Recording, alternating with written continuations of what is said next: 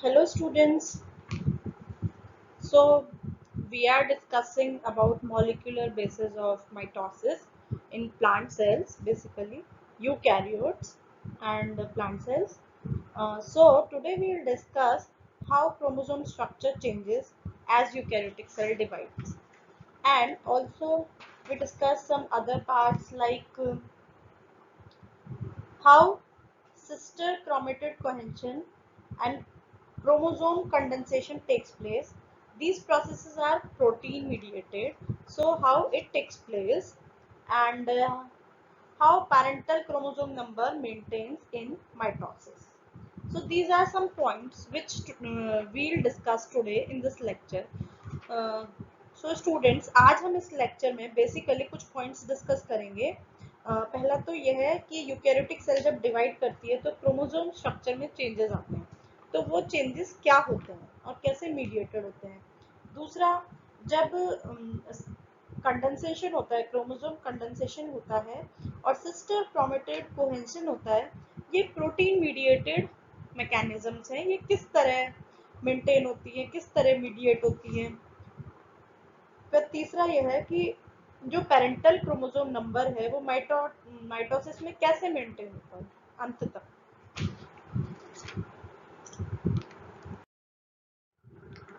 So first we'll discuss about the chromosomal structure changes as eukaryotic cell divide.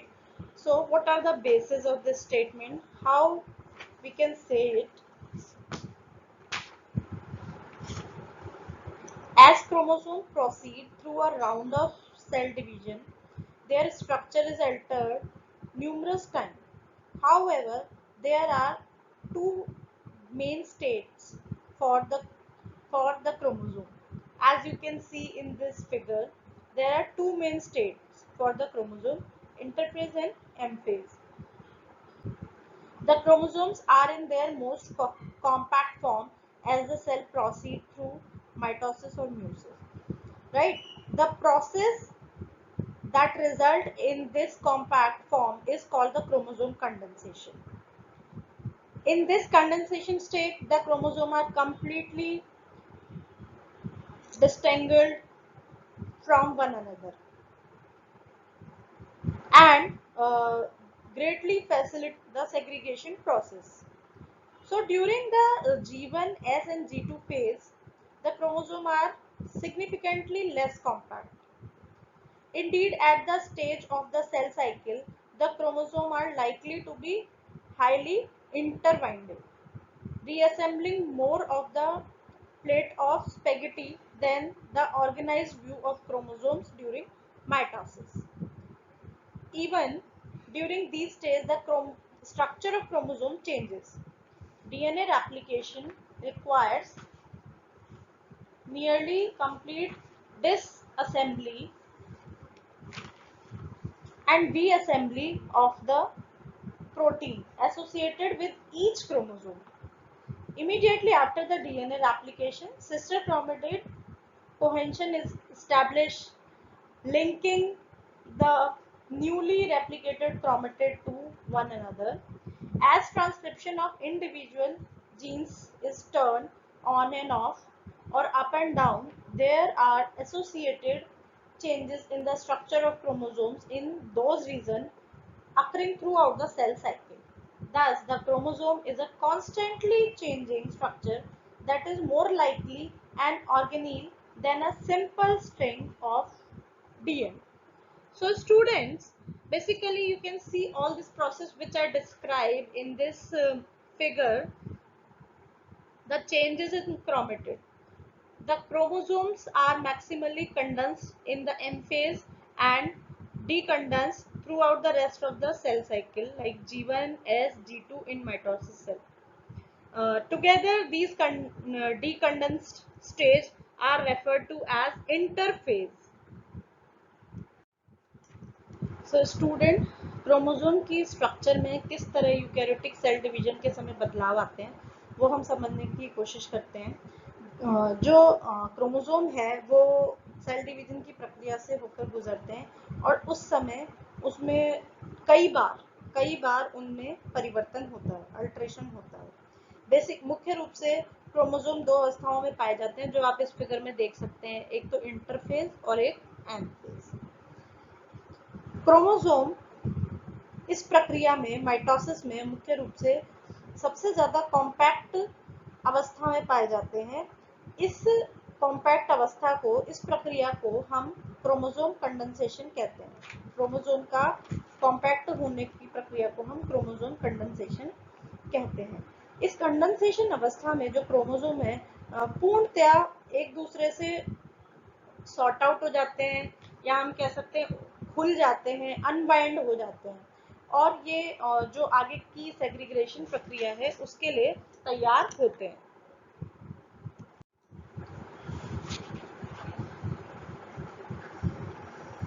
Mitosis की जीवन S व G2 phase को मुख्य रूप से हम इंटरफेज कहते हैं। इस अवस्था में क्रोमोसोम मुख्य रूप से कम कॉम्पैक्ट पाए जाते हैं। वह इस अवस्था में, सेल साइकिल की इस अवस्था में क्रोमोसोम हाईली इंटरट्विन्ड पाए जाते हैं, मतलब आपस में लिपटे हुए। जैसे कि हम देखते हैं स्पेगेटी की जो प्लेट होती है, स्पेगेटी पास्ता की, उस तरह हम इस माइटोटिक डिवीजन की इस अवस्था में क्रोमोसोम्स को देख सकते हैं।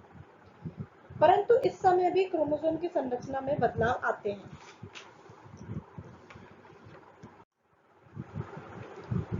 डीएनए रेप्लिकेशन के समय जो प्रोटीन्स हैं क्रोमोसोम के साथ जुड़ते भी हैं, वह उससे अलग भी होते हैं।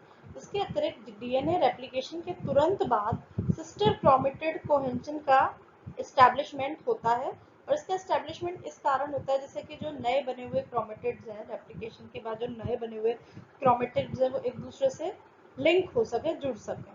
सो इस प्रकार की जो ये प्रक्रियाएं होती हैं, इसमें हम इजीली समझ सकते हैं कि क्रोमोसोम की संरचना में बदलाव तो आते ही हैं।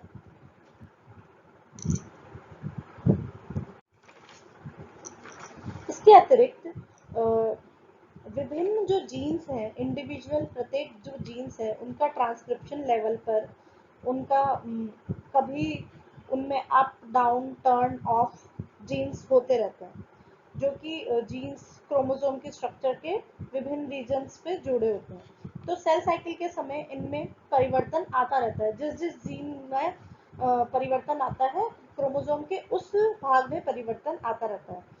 सो इससे हमें पता चलता है कि जो क्रोमोसोम है वो निरंतर कॉन्स्टेंटली अपनी स्ट्रक्चर चेंज करते रहते हैं, लाइक एन ऑर्गेनिज्म। सो आप देख सकते हो इस डायग्राम में भी इंटरफेज और एम फेज दोनों दिखाए हुए हैं। दोनों की जो क्रोमोसोमल स्ट्रक्चर है उसमें काफी, उनकी स्ट्रक्चर में, उनकी संरचना में काफी बदलाव आप इसमें भी देख सकते हैं।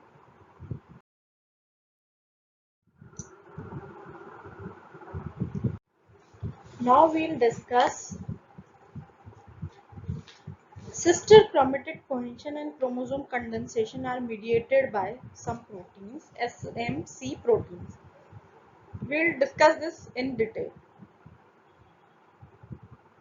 The Cree proteins that mediate sister chromatic cohesion and chromosome condensation are related to one another. The structural maintenance of chromosome protein are extended protein that form defined pair of interacting through lengthy coiled domain. These non-SMC together with non-SMC protein, they form multi-protein complexes. These SMC protein uh, together with non-SMC protein, they form a multi-protein complex that act to link two DNA helices together. So the basic function is to act to link two DNA helices together.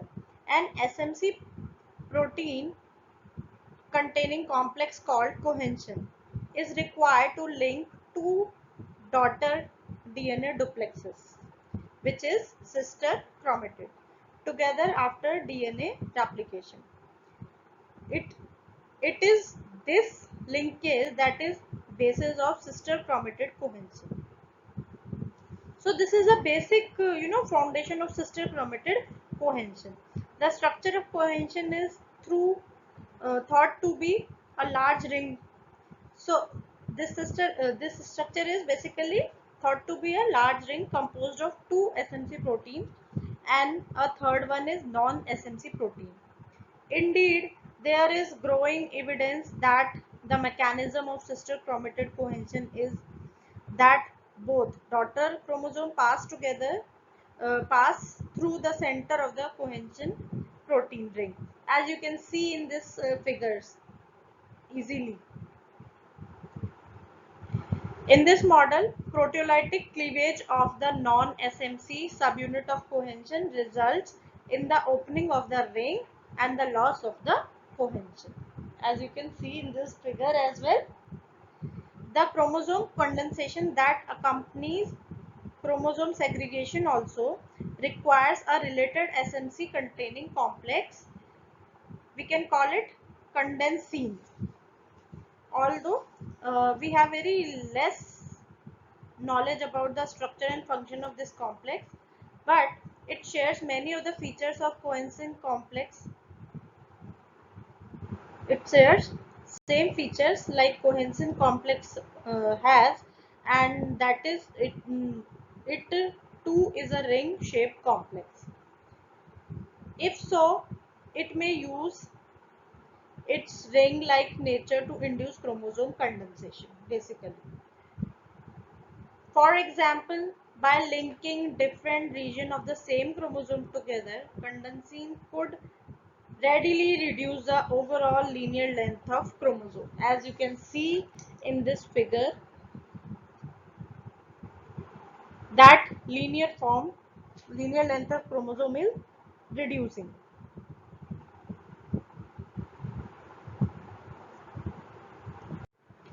So students हम discuss करेंगे कैसे sister chromatid cohesion and chromosome condensation SMC protein से mediate होते हैं.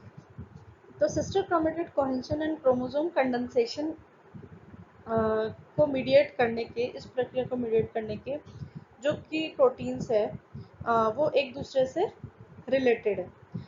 वो की proteins इन दोनों प्रक्रियाओं को मीडिएट करते हैं. ये की प्रोटीन्स कौन से हैं? These are SMC proteins. ये मुख्य रूप से कौन से हैं? SMC protein. एसएमसी प्रोटीन मतलब structural maintenance of chromosome protein. जो ये structural maintenance of chromosome protein है, ये एक्सटेंडेड फॉर्म है प्रोटीन्स की. ये वो प्रोटीन है जो मुख्य रूप से एक कॉइल्ड डोमेन के साथ, लेंथी कॉइल्ड डोमेन के साथ अपनी पेयरिंग करते हैं. ये जब प्रोटीन जो एसएमसी प्रोटीन है, ये नॉन एसएमसी प्रोटीन के साथ जुड़कर मल्टी प्रोटीन कॉम्प्लेक्स का निर्माण करते हैं. और ये जो मल्टी प्रोटीन कॉम्प्लेक्स है, ये दो डीएनए हेलिकेजेस को आपस में जोड़ता है. एक एसएमसी प्रोटीन कंटेनिंग कॉम्प्लेक्स को हम कोहेंसिन कह सकते हैं, और एक एसएमसी प्रोटीन कंटेनिंग कॉम्प्लेक्स के लिए मुख्य रूप से एक ये जो कॉम्प्लेक्स है, ये मुख्य रूप से दो डॉटर डीएनए डुप्लेक्स को लिंक करने में सहायक है. After DNA replication, DNA replication के बाद दो डॉटर डीएनए डुप्लेक्स यानी सिस्टर क्रोमेटिड्स को आपस में जोड़ने के लिए एक एसएमसी प्रोटीन कंटेनिंग कॉम्प्लेक्स, जिसको हम कोहेंसिन कहते हैं, उसकी आवश्यकता होती है. ये जो लिंक है, ये मुख्य रूप से सिस्टर क्रोमेटिड कोहेंशन का बेस है, उसकी ये बेसिक मूलभूत इकाई है. ये जो इसकी स्ट्रक्चर है, कोहेंशन की जो संरचना है, मुख्य रूप से लार्ज रिंग्स होती हैं, और ये दो एसएमसी प्रोटीन्स व एक नॉन एसएमसी प्रोटीन से मिलकर बनती है. मतलब कि ये जो कोहेंसिन जो हमने पहले भी पढ़ा था, कोहेंसिन जो रिंग्स होती हैं जो इनको जोड़े रखती है, इनमें तीन प्रोटीन पाए जाते हैं. दो एसएमसी प्रोटीन यूनिट सब यूनिट व एक नॉन एसएमसी प्रोटीन सब यूनिट. मुख्य रूप से हमें कुछ ऐसे रिसर्चर्स ने एक्सप्लेन किया है कि जितने भी जब सिस्टर क्रोमेटिड कोहेंशन की जो प्रक्रिया है, इसमें जब डॉटर सेल्स, सो ये जो डॉटर क्रोमोसोम्स हैं ये मुख्य रूप से कोहेंसिव प्रोटीन रिंग्स के सेंटर से होकर गुजरते हैं। अब इस मॉडल में मुख्य रूप से प्रोटियोलाइटिक क्लीवेज होता है। ये जो प्रोटियोलाइटिक क्लीवेज है ये नॉन एसएमसी सब यूनिट्स का होता है कोहेंसिन की, जिससे क्या होता है ये रिंग ओपन हो जाती है और कोहेंशन का लॉस हो जाता है।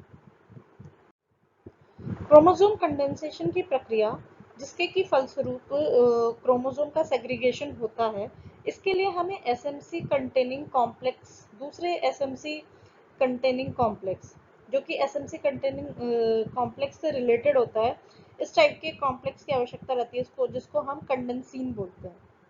हालांकि हमें कंडेंसिन की स्ट्रक्चर यानी इसकी संरचना व कार्य का पूर्ण रूप से नहीं पता है इस कॉम्प्लेक्स की, बट कुछ रिसर्चर्स ने बताया है कि ये जो कोहेंसिन कॉम्प्लेक्स है उसी की तरह इसके सारे फीचर्स हैं, ये उसी के सारे फीचर्स शेयर करता है। तो इसका मतलब ये हुआ कि ये भी एक रिंग शेप कॉम्प्लेक्स है, और ये जो रिंग शेप कॉम्प्लेक्स है इसका जो मुख्य कार्य है, इसकी रिंग संरचना होने के कारण ये क्रोमोसोम कंडेंसेशन का कार्य करता है, क्रोमोसोम कंडेंसेशन को इंड्यूस करता है। उदाहरण के लिए ये जो क्रोमोसोम है, एक ही जैसे क्रोमोसोम पर एक ही क्रोमोसोम पर ये विभिन्न रीजन पे जाकर जुड़ता है, लिंक करता है। उससे क्या होता है, कंडेंसेशन प्रक्रिया प्रारंभ होती है, और वो क्यों कैसे प्रारंभ होती है, जो क्रोमोसोम की लीनियर लेंथ है ये उसको खत्म कर देता है और क्रोमोसोम को कंडेंस करने लगता है, जैसा कि हम इस फिगर में देख सकते हैं अच्छे से। मुख्य रूप से ये जो हमने अभी पढ़ा कंडेंसिन एंड कोहेंसिन, ये दोनों जो आपस में ये कोरिलेटेड मॉडल्स हैं, और ये कोहेंसिन एंड कंडेंसिन ये जो कंपोनेंट हैं ये न्यूक्लियर स्काफोल्ड के कंपोनेंट हैं। इनका बहुत ही मुख्य भूमिका रहती है डिफरेंट रीजन पे, डीएनए के डिफरेंट रीजन पे इनकी भूमिका रहती है। ये रिंग शेप की संरचना वाले प्रोटीन्स हैं, ये फ्लेक्सिबल हैं और बहुत ही स्ट्रॉन्ग हैं। ये दो डीएनए के दो रीजन्स को आपस में लिंक करने में सहायता करते हैं। आप इसमें देख सकते हो फिगर में, सबसे पहले इसमें क्रोमेटिन आपको दिखाई दे रहा है और आप देख रहे हो इसमें कोहेंसिन रिंग्स जुड़ी हैं। उसके बाद आप इसमें देखते हैं कि कंडेंसिन भी आके ऊपर जुड़ गया है, कंडेंसिन रिंग्स बन गई है। ये जो कोहेंसिन रिंग्स जुड़ी है ये आप देखते हैं प्रोफेज अवस्था है, ठीक है, और उसके बाद जब कंडेंसिन जुड़ गया है ये मेटाफेज अवस्था है। एंड आप देखते हैं जो कोहेंसिन है उसका प्रोटियोलाइटिक क्लीवेज हो रहा है, एंड आप देख रहे हो कि जो बीच के पार्ट है वो कैसे हो गए हैं इस लीनियर डीएनए के। उसके बाद आप देख रहे हो कि जो सिर्फ कंडेंसिन जुड़ा हुआ है और एनाफेज अवस्था आई है, जिससे कि ये जो क्रोमोसोम है वो सेग्रीगेट हो रहा है। सो आई होप आपको ये कैसे मीडिएट होता है सिस्टर क्रोमेटिड का कोहेंसिन प्रोसेस, कोहेंसिन जो इसका ये कॉम्प्लेक्स बनता है ये कैसे मीडिएट होता है, और क्रोमोसोम कंडेंसेशन कैसे होता है, ये आपको अच्छे से समझ आ गया होगा।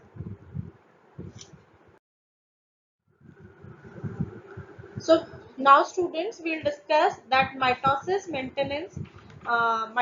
maintains the parental chromosome number. How it is possible? We all know that at the end of this mitosis all daughter cell contain same chromosome number which their parent cell contain. So we'll discuss this how this is mediated and how this control that the maintenance of chromosome number at the end of mitosis. So mitosis occur in several stages, right? And during prophase the chromosome condense into highly compact form and required for segregation. At the end of prophase, the nuclear envelope breaks down and the cell enters in metaphase. So during metaphase, we already discussed this, that mitotic spindle form and the kinetochores of sister chromatid attached to the microtubules.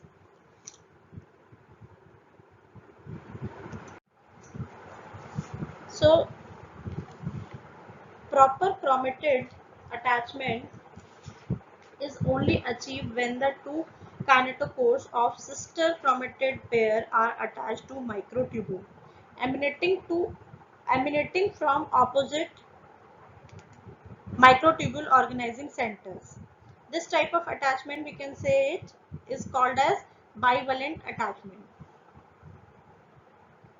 You can see this attachment in the next diagram, which is on next slide. I'll tell you. And the result of this microtubules exerting tension on the chromatid pair by pulling the sister in opposite directions. The attachment of both chromatid to microtubules emanating from the same microtubule organizing center, or attachment of the only one chromatid of the pair, is called monovalent attachment. Does not This does not result in the tension and eventually leads to the chromosome loss. The tension exerted by bivalent attachment is opposite by sister chromatid cohesion and results in all chromosomes aligning in the middle of the cell between the two microtubule organizing center. We can say this position is called metaphase plate, as you know all. At this point, each sister chromatid is prepared to be segregated. So this is the point of segregation. The chromosome segregation is triggered by proteolytic destruction of coenzyme molecules, as we discussed right now, resulting in the loss of sister chromatid cohesion. This loss occurs as cell enters metaphase, during which the sister chromatid separate and move opposite side of cell. Once the two sister chromatids are no longer held together, they cannot resist the outward pull of microtubule spindle. Bivalent attachment ensures that the members of a sister chromatid pair are pulled towards opposite poles, and each daughter cell receives only one copy of duplicated chromosome. So this is how we can say that number of chromosome maintains in mitosis.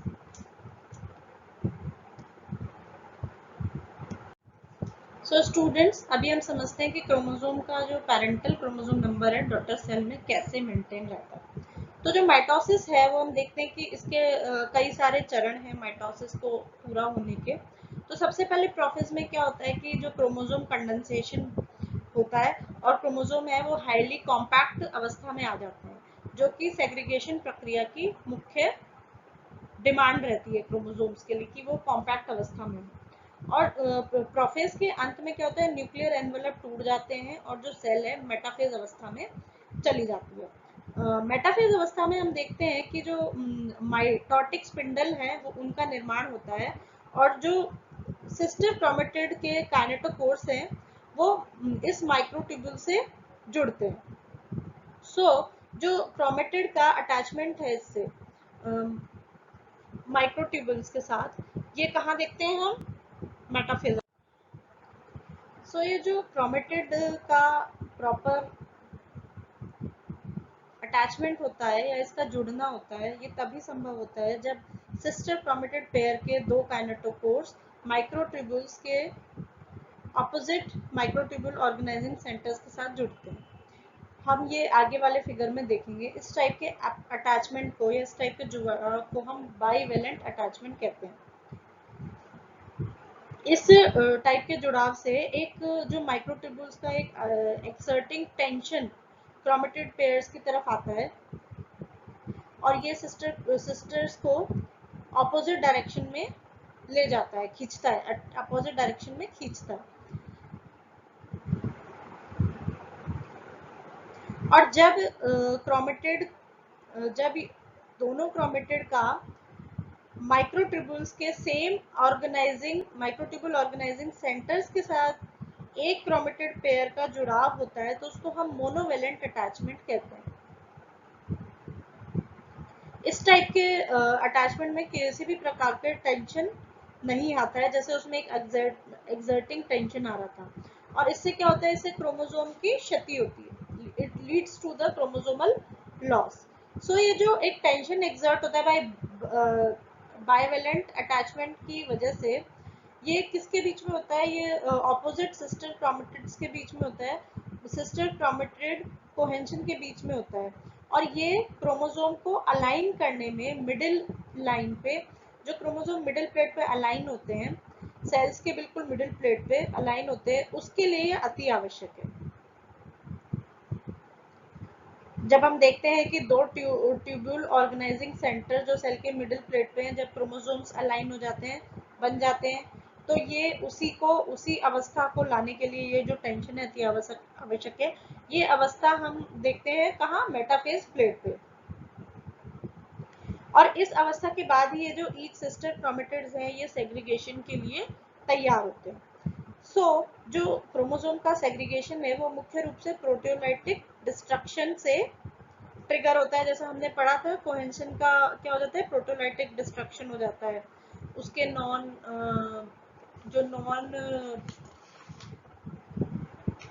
SMC proteins थे वो टूट जाते हैं इस proteolytic destruction में। और ये जो प्रोटोलाइटिक डिस्ट्रक्शन है वो क्या होता है, इसमें सिस्टर क्रोमेटिड कोहेंशन का लॉस हो जाता है, और इस लॉस के बाद जो सेल्स है वो एनाफेज में चली जाती है। तो ये जो सिस्टर क्रोमेटिड है वो सेपरेट हो जाते हैं, एक दूसरे से ऑपोजिट साइड मूव हो जाते हैं, और ये जो सिस्टर क्रोमेटिड है वो एक साथ नहीं रहते हैं, और ये आउटवर्ड की तरफ पुल होते हैं माइक्रोट्यूब्यूल स्पिंडल से। सो ये जो बाइवेलेंट अटैचमेंट है, ये मुख्य रूप से जो सिस्टर क्रोमेटिड पेयर्स हैं उनको पुल ऑपोजिट साइड की तरफ पुल करने में अति महत्वपूर्ण और सहायक है। प्रत्येक जो सिस्टर डॉटर सेल है वो इसमें क्या होती है, प्रत्येक क्रोमोसोम की डुप्लीकेटेड कॉपी डॉटर सेल्स में आ जाती है। सो इस तरह हम देखते हैं कि जो माइटोसिस है उसमें क्रोमोसोम नंबर कैसे मेंटेन रहता है। अब हम आगे पढ़ते हैं कि ये जो गैप्स हैं, मुख्य रूप से जो गैप फेजेस हैं सेल साइकिल की, और जो सेल साइकिल का टाइम है, क्या क्या किस स्टेज में क्या क्या टाइम है, इसको हम कैसे देखते हैं, और चेक पॉइंट इसके लिए क्या क्या हो सकते हैं, कहाँ कहाँ चेक पॉइंट होते हैं, वो कैसे मेंटेन होते हैं। सो we'll discuss the gap phase of the cell cycle, allow time to prepare for the next cell cycle stage, while also checking that the previous stage is finished correctly or not. So the remaining two phases of eukaryotic cell cycle are gap phases, which is G1 occurs prior to DNA synthesis and G2 between S phase and M phase.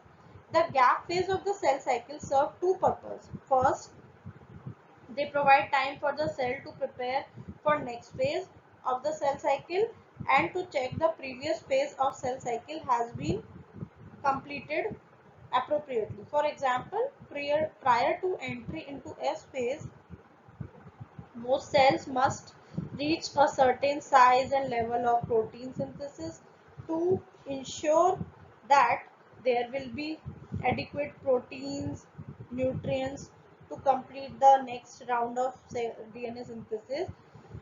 If there is a problem with previous step in cell cycle, the cell cycle checkpoint arrests the cell cycle to provide time for the cell to complete that step properly.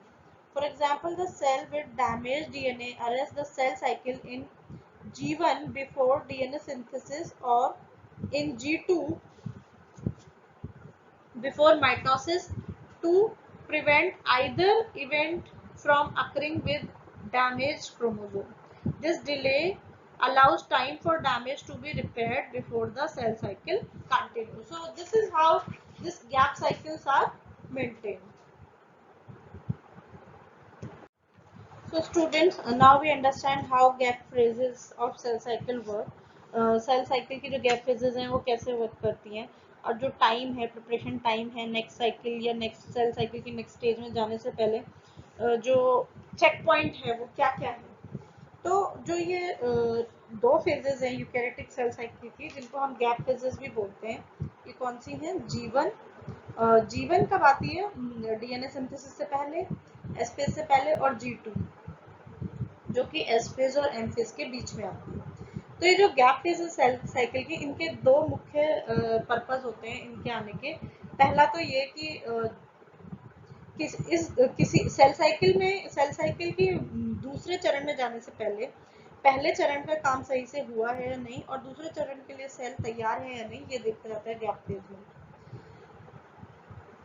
उदाहरण के लिए अगर S phase में sales enter हो रही हैं, तो proper ये जो चेक पॉइंट है इसमें देखा जाता है कि सेल का साइज और जो प्रोटीन सिंथेसिस लेवल है वो बड़ा है या नहीं, एडिक्वेट मात्रा में प्रोटीन है या नहीं, न्यूट्रिएंट कंप्लीट रूप से है या नहीं, जिससे कि डीएनए सिंथेसिस हो सके।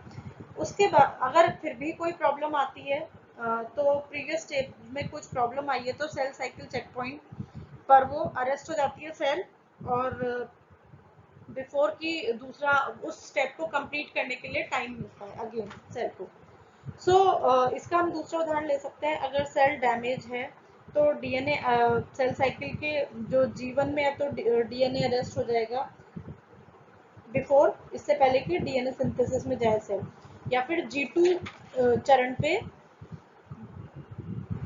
सेल अरेस्ट हो जाएगी इससे पहले कि माइटोसिस में जाए, उसको अपना जो पुराना काम है, बकाया हुआ काम है, उसको पूरा करना पड़ेगा, जिससे कि कोई भी डैमेज क्रोमोसोम नेक्स्ट किसी भी प्रोसेस में नहीं जाए। और इस डैमेज रिपेयर के लिए उसे समय दिया जाता है सेल साइकिल को। सेल साइकिल में इन चरणों में G1 में और G2 में समय दिया जाता है, और उसके बाद सेल साइकिल आगे कंटिन्यू होता है। तो आई होप स्टूडेंट आपको ये सारा प्रोसेस अच्छे से समझ आ गया होगा। ये डायग्राम पूरा माइटोसिस का है, डिटेल में हम इसको डिस्कस कर चुके हैं। आप इसको आराम से देख सकते हैं। ये मैंने molecular biology of genes by James D Watson से लिया है। आप इसे अच्छे से देखिए और समझिए।